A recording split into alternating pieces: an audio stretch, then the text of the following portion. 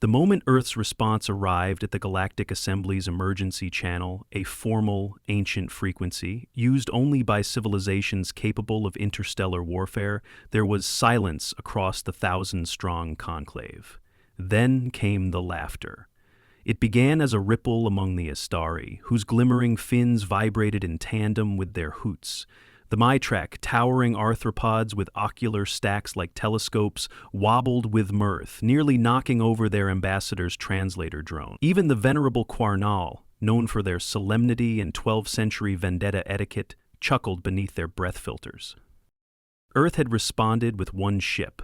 Not a fleet, not even a corvette formation. Just one ship. And it wasn't even large. Admiral Streffen of the Mytrek Defense Quadrant flicked a limb dismissively as the assembly buzzed with derision. It is an insult to strategy and scale. The humans either overestimate their worth or misunderstand the very nature of war. They're primitives, said Counselor Eovex of the Arcal Confederacy. They still use combustion engines for surface transport. This must be a misunderstanding. But no, it wasn't. Hours later, the single Earth vessel emerged from slipspace at the edge of the disputed Drexian Corridor, alone and blinking. It was officially registered as ESS Odysseus, lightly armored, no clear weapon ports, powered by what appeared to be a hybrid of nuclear and fusion energy, laughably outdated by galactic standards. When contacted, the humans confirmed this was the entirety of their intervention in the Arco-Mytrek border war. A peacekeeping gesture, they said, not even a threat. They offered to talk. Naturally, both the Mytrek and the Arkel refused. They would not be lectured by a backwater species on the ethics of expansion. Not during wartime. The ship was given a formal window to retreat. Then came silence from Odysseus. No reply to the hails, no maneuvering, just stillness. For 22 hours, it floated there. And then, without warning, it moved.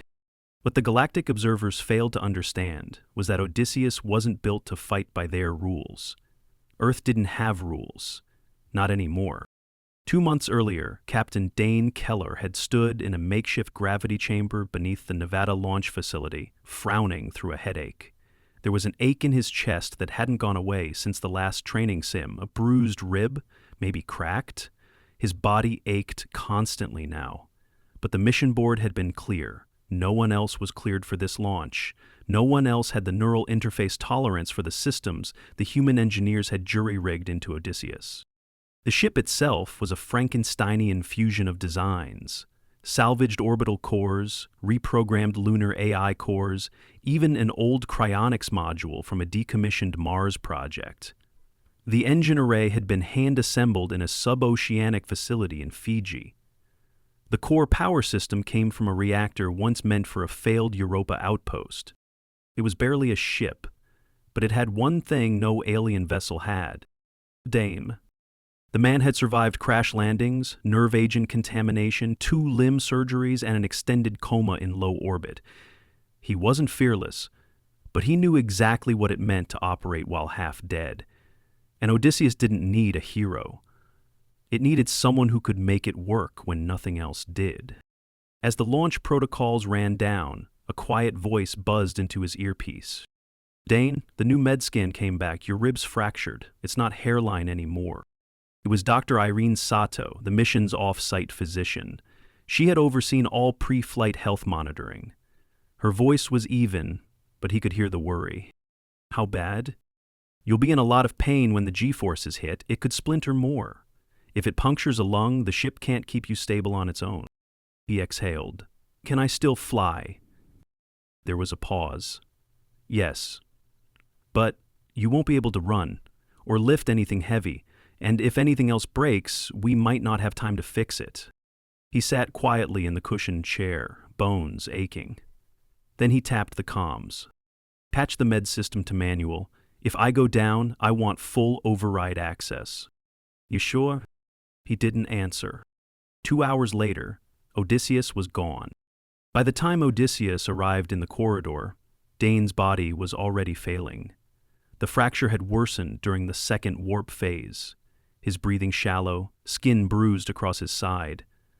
But he kept still. The ship's AI, a patchy, stubborn construct named Iris, had offered to initiate an emergency surgical assist. "No cutting," he'd whispered, "not unless we're floating." Now as the alien ships watched and waited, Dane lay against the pilot column, half sitting, half slumped, pressing cold pads to his rib cage. Every breath hurt. His skin was pale from internal bleeding, but he had stabilized the vitals long enough to keep control. "You need rest," Iris said, voice faint in the cabin. "You're losing blood. The bone may have splintered into tissue. Tell me if the lung collapses, not before." Iris paused. "That is irrational." He forced a smile. "Good. That means it's working." When the first warning pulse arrived from the Mytrek war frigate, Odysseus finally responded. It emitted a low-frequency burst from its strange dish array, not a weapon, but a scan, one tuned not to defensive shields or hull composition. It scanned the alien crews themselves. The result shocked the observing fleet. Within seconds, Odysseus had every neurological frequency, internal biostat, and harmonic weakness of every crew member within a kilometer radius. It pulsed again, a wave that didn't damage the ships but made their crews black out. For 7 seconds, the bridge of the Mytrek command frigate went completely dark. The Arqual transport ship's lights flickered, the helm froze, the captain collapsed at the wheel. It was as though the universe had blinked. And that was just the beginning. Dane coughed up a thin ribbon of blood into his mouthpiece and stared at the blinking console. His heart was irregular. The med system pumped in mild stabilizers, just enough to buy him maybe 10 more minutes of awareness, maybe 15. "You okay?" asked Iris. "Doesn't matter. 10 more waves and the bioecho effect will wear off." He nodded, clutching his side. "Then we do it again." "You cannot. Your spine is starting to misalign from pressure. You need real medical care." What lay beneath the thick layers of ice? The ship moved. It didn't fire lasers. It didn't launch torpedoes. It simply positioned itself between the 2 largest warships and began broadcasting. To everyone, in their own languages. The message was simple. "If you continue this war, we will break your minds before we break your ships." The Mytrak attempted to counter the signal with a burst disruptor, but as their ship's engineers moved to activate it, they all collapsed from inner ear destabilization. Their gravity systems had been subtly realigned by the human scan. On the Arkel side, a young lieutenant tried to reroute power to the weapons systems. He blacked out before his hand hit the panel. For the next 6 minutes, neither side could move. And Odysseus hovered there, quietly humming. Back in the cockpit, Dane vomited onto his chest and nearly lost consciousness. He woke hours later.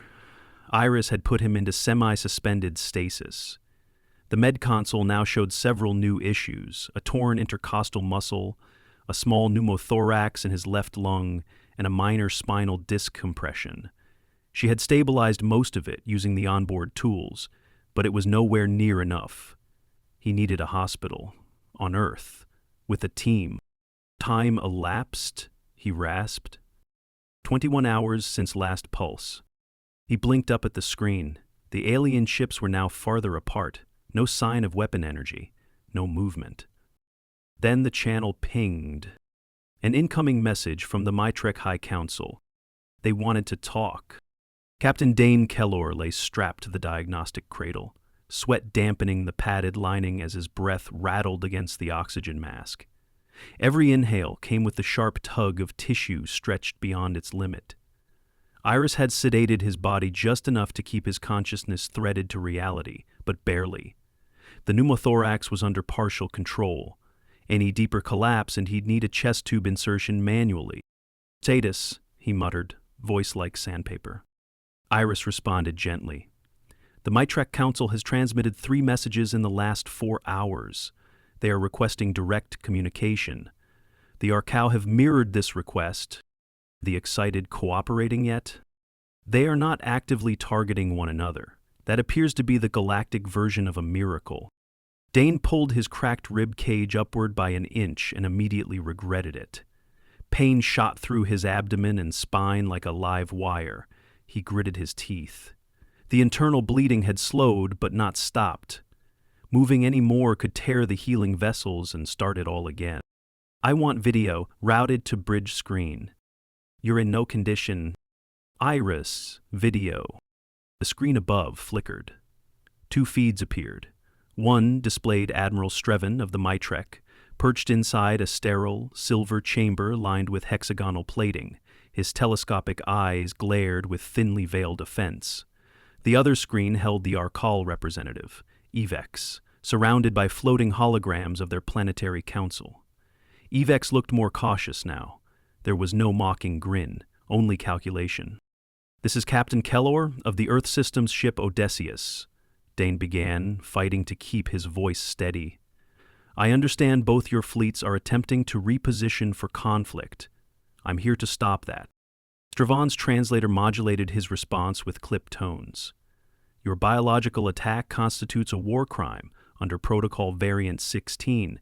We demand the immediate shutdown of your vessel's neural interference field." "It wasn't an attack," Dane replied. "It was a medical scan with adaptive harmonics. Your nervous systems happen to be vulnerable to certain low-frequency pulses. You attacked first. You pointed weapons. I scanned." Evex spoke next. "You interfered in an interstellar dispute with an unapproved vessel? Why would Earth do this?" Dane leaned back, shallow breaths between words. "Because we saw what you were about to do. Civilian habitats in the Drexian Corridor, non-combat zones. You were moving weapons towards soft targets. That's not warfare. That's murder." There was silence. Iris briefly dimmed the cabin lights to minimize strain on his vision. Dane closed his eyes for a second. He was slipping again. "You are injured," Evex said finally. "Your color is not consistent with homeostasis." "Correct. My ribs are fractured. I have a lung tear. Still managed to hold 2 fleets in place. Now imagine what happens when Earth sends more than one ship." Neither alien responded. Dane coughed. A fresh bloom of blood coated his tongue. He swallowed it before it reached his lips. "You're not getting your corridor, and you're not killing anyone else over mineral routes. If you push, I'll pulse every ship in your fleet until your crew forgets which way is down." Finally, Strevin broke the silence. "You bluff. One vessel cannot maintain biolock control indefinitely." Dane nodded toward the med panel. "No bluff. I'll die doing it." The call cut off. Iris faded the screen and directed energy to the stabilizers. "They're rattled," she said. "Good. You're deteriorating." "Got that too." 12 hours later, the Mytrek and Arcal fleets repositioned. Not toward each other, but away from the civilian sectors. The corridor's hab stations had been under immediate threat. Now they had breathing room. Iris had sent coded telemetry to every beacon relay in the region. The data was indisputable. 2 Tier 2 civilizations had been moments from violating peace accords in pursuit of territorial greed, and one man in a dying ship had stopped them. But there was no celebration aboard Odysseus. By the second day, Dane couldn't sit up. Iris initiated full sedation for 4 hours just to reduce strain on his heart rate. His fractured rib had caused localized swelling.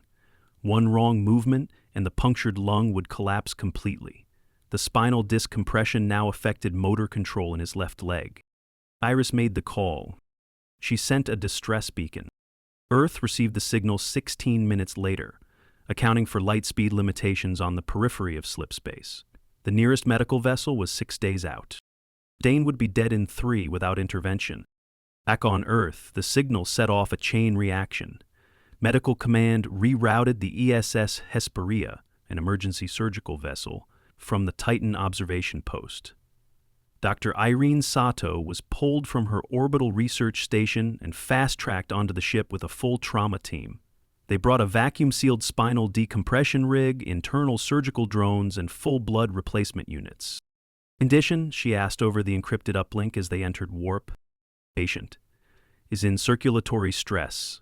Lung pressure has stabilized temporarily, but with high risk of decline, multiple injuries, no definitive imaging due to onboard limitations. ETA? 5.5 days. That's too long. We know. On day 3, Dane's vitals dropped. Oxygen saturation dipped below safe levels. Iris made a decision she had been programmed to avoid. She inserted a makeshift pleural catheter without anesthesia. It was either that or suffocation. Dane screamed once, then passed out. The oxygen level stabilized. His pulse returned. When he woke next, the pain was white-hot and unrelenting. The drain felt like a hot wire beneath his ribs, and every movement sent shockwaves down his spine. He tried to speak. Nothing came out. Iris dimmed the cabin lights again. "You're alive." He blinked once. Earth responded, "Help is coming. Hold on." He blinked twice, and passed out again. Day 6. The ESS Hesperia dropped into real space with surgical bays prepped and drones ready. 2 surgeons were already in suits by the time they reached Odysseus. Docking was rough. No one waited for a clean seal. They forced entry, found Dane unconscious, mouth bloodied, skin waxy. He was on the edge. The team cut through the restraints, deployed internal monitors, started blood filtration and oxygenation. The pleural catheter was stable, but hadn't drained fully. Sato took over, guiding the team into the onboard triage pod. They didn't move him yet. One jolt could sever the clotting. "Get the spinal rig under his back," she ordered. "Slow. Don't twist him. We have disc impingement at L2. That's nerve root pressure. Noted. Prep for fusion if he destabilizes. Move." They worked for 47 minutes before he was cleared for evac. Back on Hesperia, Sato oversaw the thoracic surgery herself. The rib had splintered into 3 fragments. One had barely missed his lung's upper lobe. The blood loss had been extensive. 12 hours later, he was stable. 3 days after that, he opened his eyes.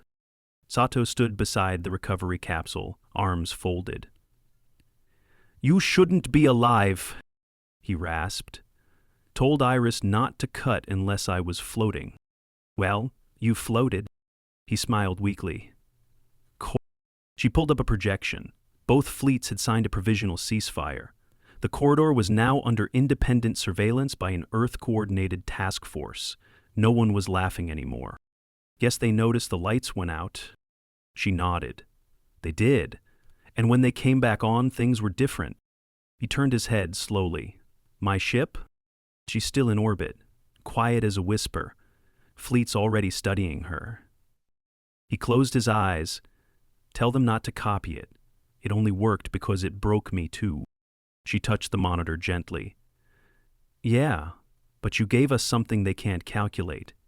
You didn't just stop a war. You convinced them to listen." He gave a shallow nod. Outside the med bay, stars slid silently past the observation window. The slow hum of the rehabilitation pod masked the faint clicks from Dane's shoulder brace as he flexed his fingers. 6 weeks had passed since surgery, and he was only now cleared to stand unassisted. He had a reinforced carbon fiber splint hugging his lower back, a soft support vest over his ribs, and a pressure-adjusted breathing valve grafted to his upper left lung to assist air exchange while the tissue finished healing. Recovery had been brutal. The thoracic surgeons restructured 2 ribs with osteobond mesh. A bone marrow stimulator was embedded near his iliac crest to speed regrowth. Despite it all, it hurt to sit up. He couldn't turn fully without feeling like his spine might unravel. But he was breathing, and he was thinking. That was enough for now. The ESS Hesperia had entered a long, slow orbit near Callisto, Earth's outer ring of interstellar diplomacy. He wasn't going home yet, not until the briefings were done. Sato entered the med chamber, tablet in hand. "Your bone density is good, oxygen levels are up, but you're not ready for physical strain." He raised an eyebrow. "I'm standing." "Barely. You walk like your organs were rearranged." "Because they were." He exhaled through clenched teeth. I want access to the corridor logs, the ones from the council meetings. She hesitated. They're filtered. Politics. I saw what they almost did. I deserve to know how close we are to it happening again. She handed him the tablet. It's encrypted. Don't forward it. The assembly had gone quiet after the ceasefire. That wasn't peace. It was stunned silence. Earth's interference had drawn attention from systems far beyond the corridor. Some races saw it as overreach. Others saw it as deterrence, worth studying. Still others, like the Drexian delegates, whose colonies had nearly been turned to rubble, saw it as salvation. The logs revealed fragments of the debate. A single vessel should not be capable of neuro-harmonics at a fleet scale. The species is reckless. They risked brain trauma to make a point. And the point was made. No deaths, no debris, just a message. What if next time we don't? Dane closed the file and let his arm drop. There were no clear answers in the words, only fear disguised as formality. And Earth hadn't issued a response. Not yet. He looked over at Sato. They think we're dangerous. After what Odysseus did, they're not wrong. Odysseus didn't do it. I did. The ship just let me. 3 days later, Dane was summoned to the council echo deck aboard Hesperia.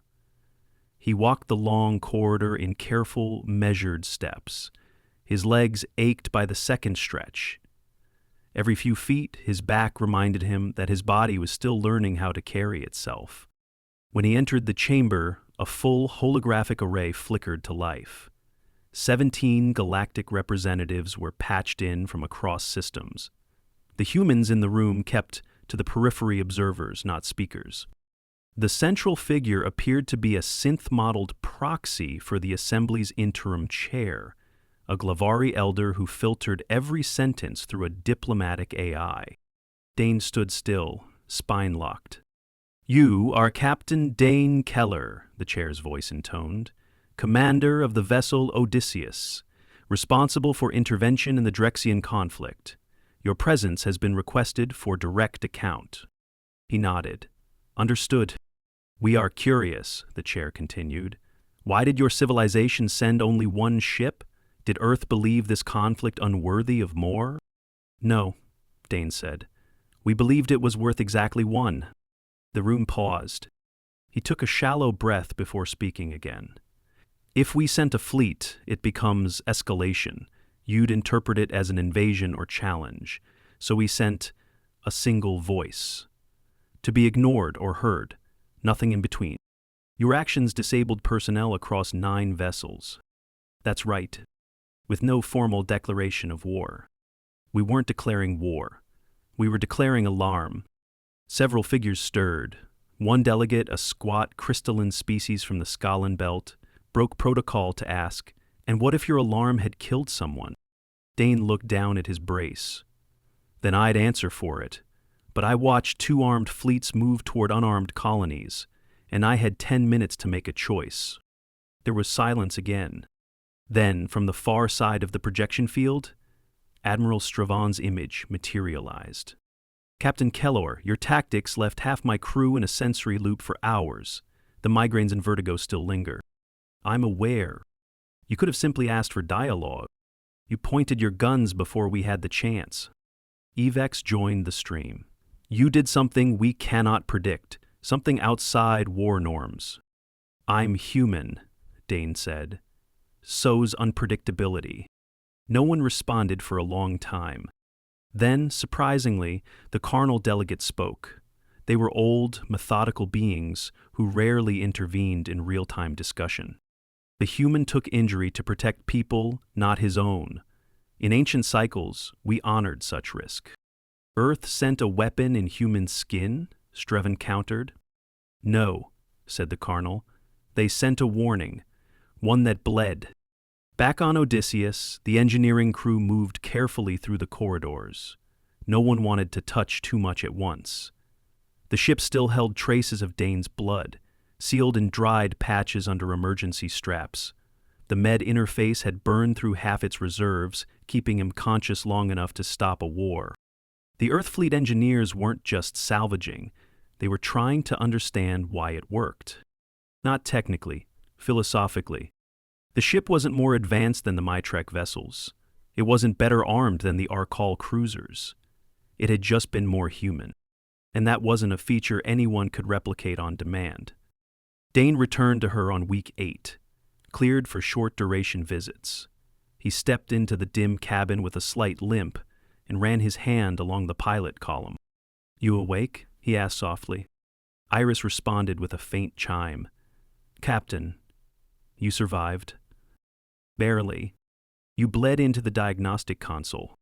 He laughed once, winced. "You saved me. I also perforated your chest. We'll call it even." They sat in silence. "Fleet Command wants to dismantle parts of your system," he said. "Extract the harmonic algorithms." "I expected that." "You want them to?" "If it prevents another corridor war, yes. But it won't work the same without someone inside."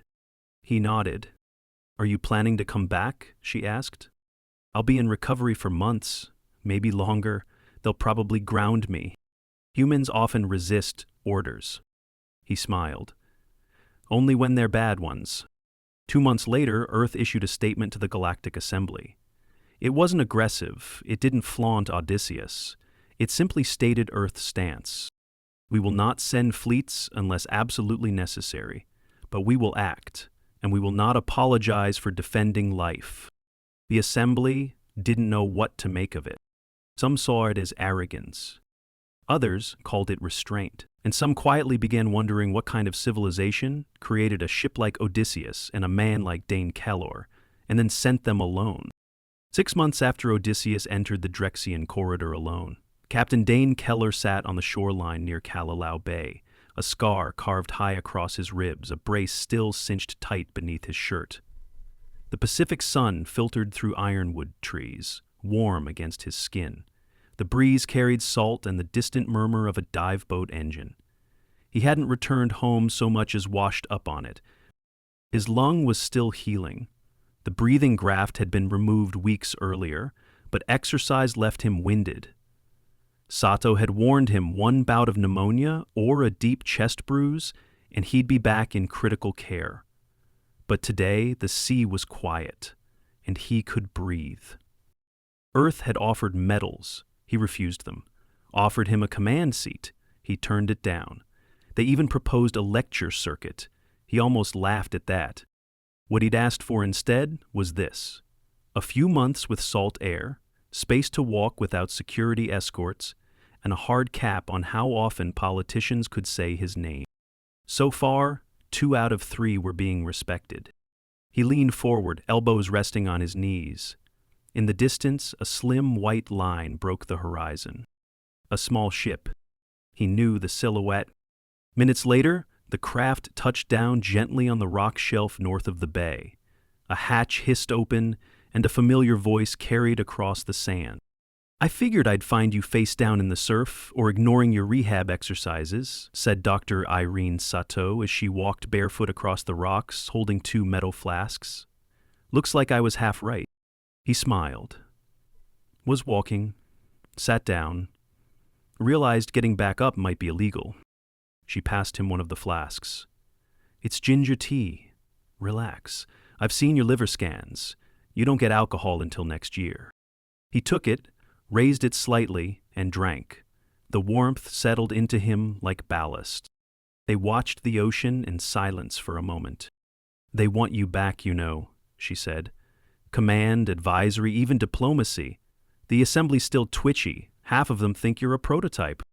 He turned to her. "You ever think we did too much?" She tilted her head. "We stopped a war." "No," he said quietly. "We interrupted one." Her face softened. He continued. "I read the revised protocols. Every major power's modifying their ships now. They're testing neural suppression tech, the same kind Odysseus used. They won't get it right," she said. "They don't understand why it worked." "Neither do we." She looked at him. "You kept breathing. That's why it worked." 3 days later, A Mytrek envoy made landfall at the diplomatic station in Brazil, their first official visit to Earth. The Mytrek hadn't sent a fleet, just 2 delegates and an unarmed vessel with a mirrored hull. The press tried to spin it into a reconciliation. Most humans saw it as curiosity disguised as civility. Dane wasn't invited to the reception. Officially, it was due to medical exemption. Unofficially, the Mytrek still didn't know what to make of him. But they had asked for something surprising. A private audience. The room was quiet, with no reporters, no staff, just Dane, standing carefully at the far side of a wide table, and the Mytrek representative, a tall figure wrapped in sensor mesh and ambient filters. "I studied your neural signature," the Mytrek said. Dane didn't flinch.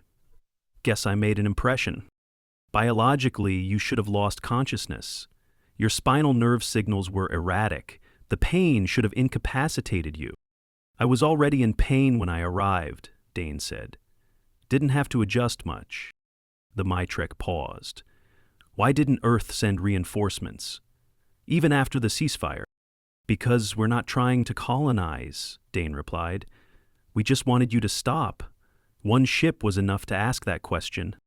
And if we hadn't listened, then Odysseus would have failed, and Earth would have mourned me, but you'd still be facing what comes next." "What comes next?" Dane studied him. "A species that fights its own planet just to survive.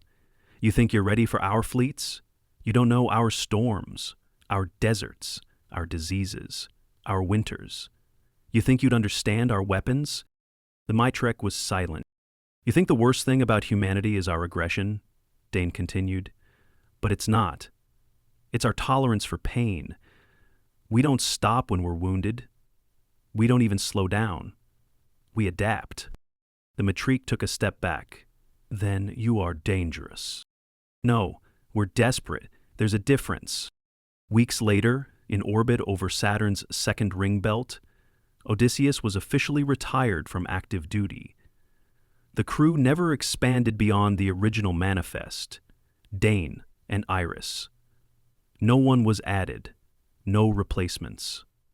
She was never flown again.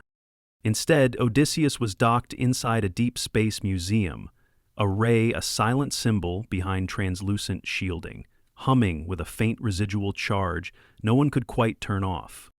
A plaque beside her airlock read, "A single voice can end 1,000 arguments if it's willing to bleed."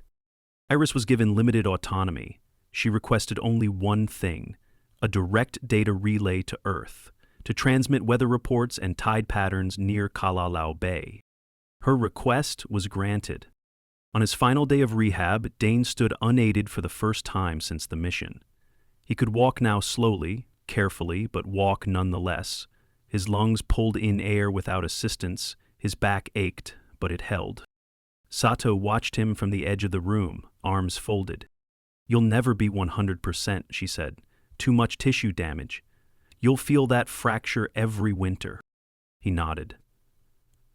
"I don't need to be 100%, just need to be enough." "For what?" He smiled.